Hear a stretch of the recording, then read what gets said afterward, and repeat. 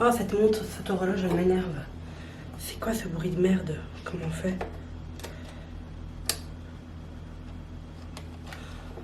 Elle fait un bruit archi dérangeant. Je suis ravie de vous retrouver aujourd'hui pour une nouvelle vidéo YouTube. Ça fait archi longtemps que j'en ai pas fait. Tout simplement parce que j'étais occupée à déménager.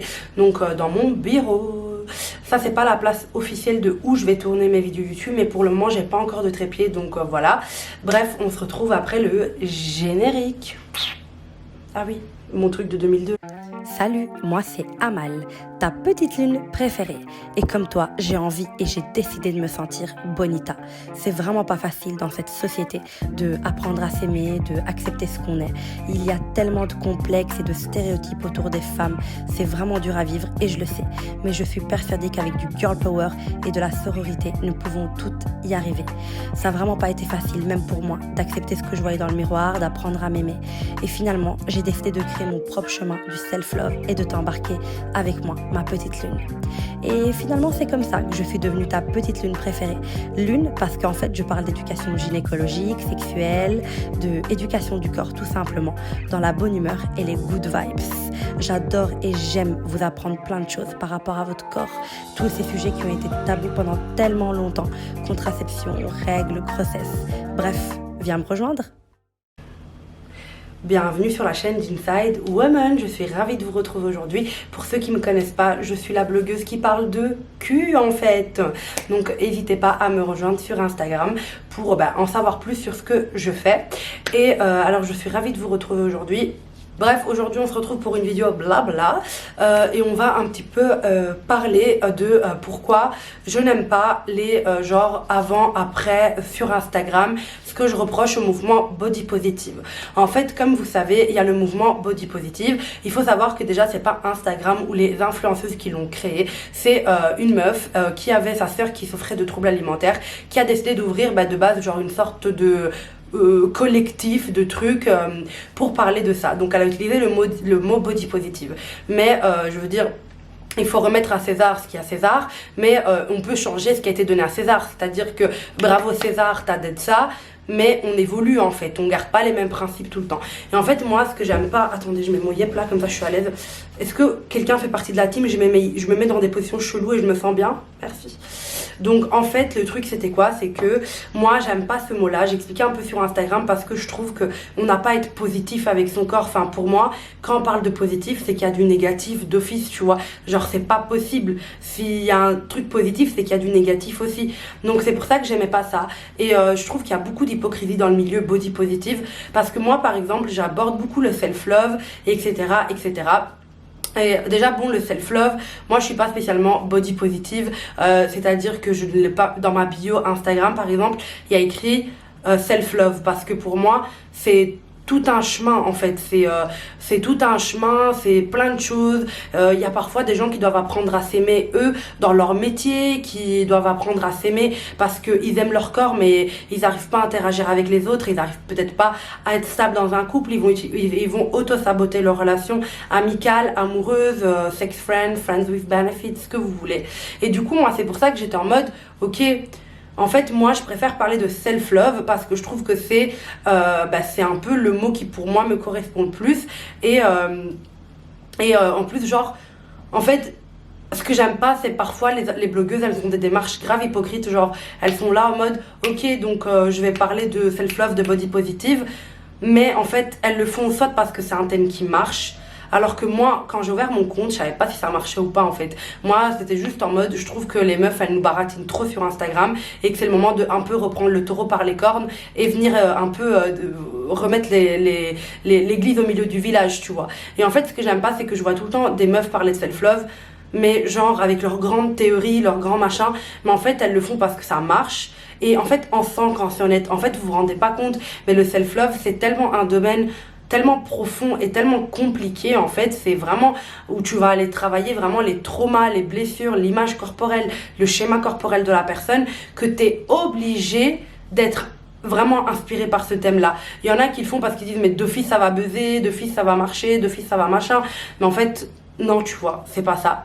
Bref, mais en dehors de ça, le body positive, c'est vraiment le truc marketing. Maintenant, il y a des marques, c'est tout. Elles ont des tailles 42, elles sont là. Ah, je suis body positive. Alors je t'explique, la taille 40, 42, c'est genre les tailles les plus vendues. Genre apparemment c'est les tailles qui partent le plus vite. Donc t'es personne de ouf, c'est juste normal. Tu réponds à la demande de la population, enfin au corps de la vraie vie.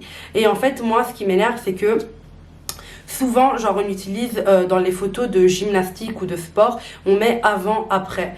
Et ça m'énerve parce que on dirait qu'ils veulent montrer une évolution positive parce que la meuf, elle a gagné 3 muscles et perdu 10 kilos. Mais je te rappelle que le corps que tu négliges, c'est le avant le avant, c'est le maintenant de quelqu'un, tu vois. Et ça, moi, ça me rend complètement barge, ce genre de truc, parce qu'on pourrait juste mettre la photo du après, genre, bravo, nanani, nanana. Tu dois prouver quoi à qui, tu vois ce que je veux dire? C'est ça qui m'énerve. Et aussi, genre, sur TikTok, il y a genre une sorte de mode où tu dis, tu mets une photo de toi où t'étais pas beau ou belle et tu mets ce que j'ai fait, weight loss, nanani nanana, et la perte du poids, enfin vous vous rendez pas compte, on a beau être dans les trucs body positive, tout le monde pense tout le temps à ça, c'est un truc qui est dans la tête de tout le monde, la perte de poids, les trucs, les machins, et du coup les gens, j'en ai pas vu un en mode qui parle pas de poids, genre weight loss ou va à la salle ou des trucs comme ça, et puis genre tu vois les gens glow up, mais genre c'est hyper lourd, je trouve, c'est vraiment hyper lourd. Et j'aime pas les trucs comme ça aussi. Enfin, à un moment donné, il faut être réaliste, tu vois. C'est comme si moi, maintenant, j'ai un toit, j'ai de l'eau chaude, j'ai un frigo rempli et je mets... ouais, je suis pauvre, machin. Mais comment je me permets, il y a des gens qui ont même pas l'eau propre, tu vois. Et ben c'est pareil, c'est des meufs qui sont totalement dans les standards de beauté. Elles rentrent parfaitement dans les standards de beauté. Elles ont tout ce qu'il faut pour plaire à n'importe qui. Et pourtant, elles vont te faire des trucs body positive avec un bourrelet qui fait... ça quoi, le bourrelet il fait cette taille frère, et du coup je trouve qu'à un moment donné c'est pas réaliste, et je trouve que ça serait beaucoup plus respectable que ces meufs là, elles parlent d'elles en disant moi j'ai eu du mal à m'aimer, même si je sais que je rentre clairement dans les stéréotypes, parce que croyez-moi que quand on rentre dans les stéréotypes on le sait, quand on est accepté facilement, que voilà, quand on a une belle gueule et qu'on passe, surtout quand une femme blanche, bourgeoise, machin, arrête, tu sais très bien que t'es parfaite, tu vois, tu sais très bien que tu rentres parfaitement dans le truc, donc c'est différent encore, genre self-love et body positive, c'est différent. Je pense que tout le monde a le droit de parler de self-love et de dire sa relation avec l'amour envers soi-même, mais que pas tout le monde peut commencer à mettre des photos real life, alors que t'as un bourrelet et demi qui encore t'as dû pas respirer pendant 1 heure pour qu'il ressorte, tu vois.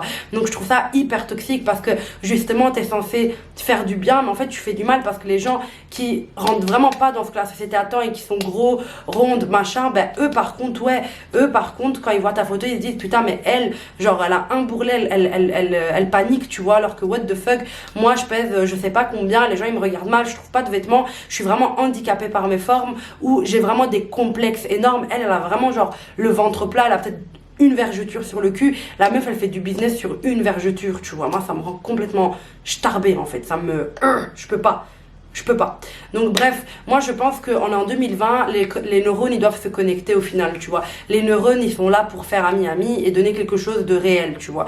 Et du coup je pense que ces personnes-là devraient se remettre en question. On disait ok, je vais parler de self-love, je vais dire que moi, ok, j'ai une vergeture, je suis réaliste, parce que t'as pas le choix, tu dois être réaliste, tu dois dire, tu sais que tu rentres dans les stéréotypes, mais que quand même, tu t'es fait souffrir, que t'as peut-être eu des troubles alimentaires, que t'as eu ça, et que voilà, mais que tu peux pas mettre des avant-après, ou genre, reality Instagram. Ça me rend complètement malade en fait. Genre pourquoi reality Instagram? Les photos que tu mets sur Instagram doivent être la réalité. Enfin, vous rendez compte, c'est une photo. Pourquoi tu ne mettrais pas juste la photo que t'estimes reality sans rien? Pourquoi t'es obligé de montrer qu'il y a la photo Instagram et la photo réalité? On a compris ça, on le sait tous, mais maintenant on doit banaliser ça, donc mettre des photos de nous, de la réalité, et mettre voilà, ça c'est moi. Bonne journée, bon week-end, mes poussins, mes amours. Et comme ça, ça passe normal, tu vois, ça passe crème. Alors que quand tu veux vraiment marquer en mode reality Instagram, pour moi, ce que tu fais, c'est que tu stigmatises encore le mouvement. Enfin, bref. Vous avez compris, ça m'énerve. Donc aujourd'hui, je voulais vous parler de ça. Genre, voilà, body positive, pour moi, c'est un mot à éliminer. Et tu voyez, c'est comme le combat des... Après, c'est incomparable, mais genre, par exemple, tu prends le féminisme ou les personnes racisées.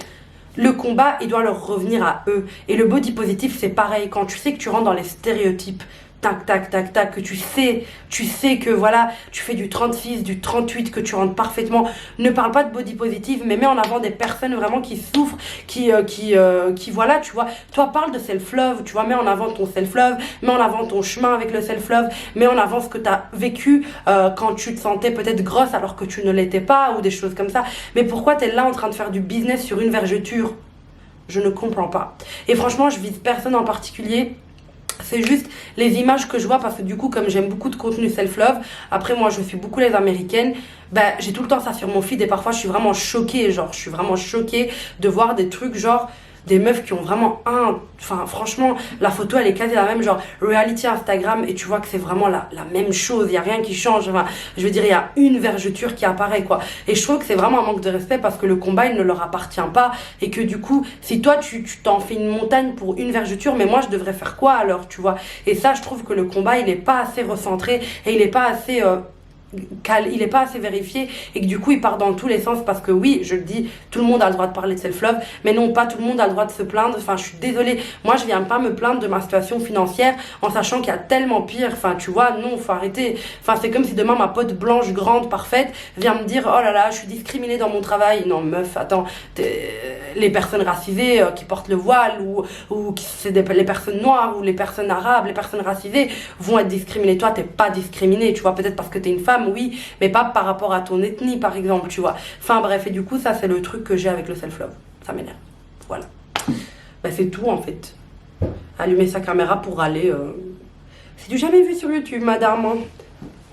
Bon, sinon, merci d'avoir regardé cette vidéo. J'étais grave excitée, bref. Mais en tout cas, n'oubliez pas de venir me rejoindre sur Instagram. Bisous!